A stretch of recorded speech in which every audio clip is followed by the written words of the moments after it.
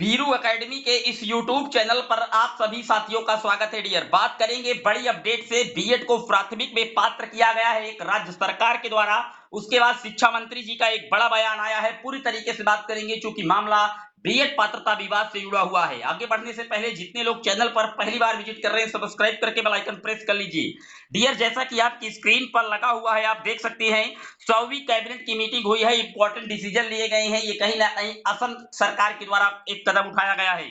यहाँ पर teacher selection के प्रोसेस में एक बड़ा चेंजमेंट किया गया है और इन्होंने जो यहाँ पर स्पष्ट किया है उसके हिसाब से 1 to 5 और 6 to 8 में दोनों जगह इन्होंने बीएड को कहीं ना कहीं वायलेट कर दिया है इस आर्टिकल में। लेकिन जैसे ही ये आर्टिकल काफी तेजी के साथ वायरल होना शुरू किया तो उसके तुरंत बाद जो वहां के शिक्षा मंत्री जी हैं असम के, उन्होंने ट्वीट करना स्टार्ट कर दिया।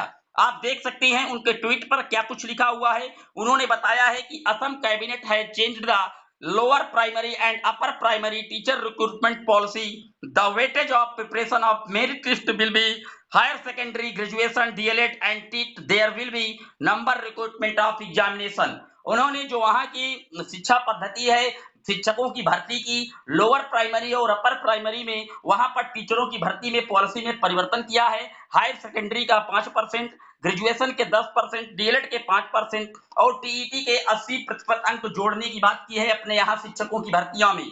अगले ट्वीट में उन्होंने स्पष्ट तौर पर यह भी बातें मेंशन कर दी है कि as per NCT guideline BEd allowed as eligibility criteria for recruitment of teacher in upper primary level. यहां पर उसने पूरी तरीके से स्पष्ट कर दिया है कि बीएड को हम एनसीटी की गाइडलाइन के अकॉर्डिंग अपर प्राइमरी लेवल में एलिजिबल करते हैं।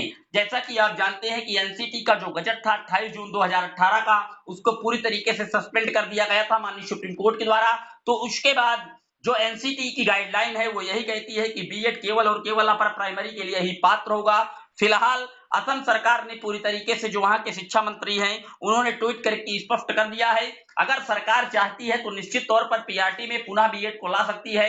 लेकिन कुछ राज्यों में, पूरे संपूर्ण भारत में इसको करने के लिए सरकार को अध्यादेश लाना पड़ेगा। सुप्रीम कोर्ट के फैसले की कहीं ना कहीं अवहेलना करनी पड़ेगी और ये इतना आसान नहीं है।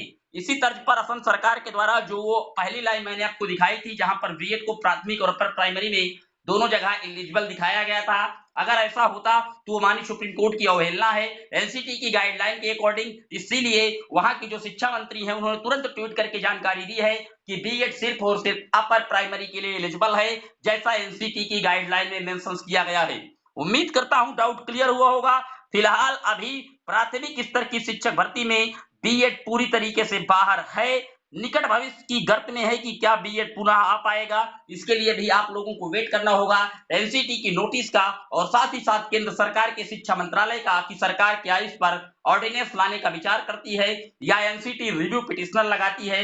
फिलहाल भविष्य की गर्त में है, लेकिन शिक्षा मंत्रालय की तरफ से जो असम के शिक्षा मंत्री हैं उन्होंने पूरी तरीके से स्पष्ट कर दिया है कि बीएड को हम एनसीटी के बनाए गए गाइडलाइन के अकॉर्डिंग ही पूरी तरीके से ट्रीट करेंगे। उम्मीद करता हूं डाउट क्लियर हुआ होगा। कोई सवाल अभी भी छूट गया है कमेंट बॉक्स में मेंशन कर दीजिएगा। फिर मिलेंगे एक और वीडियो में, तब तक के लिए जय हिंद जय भारत।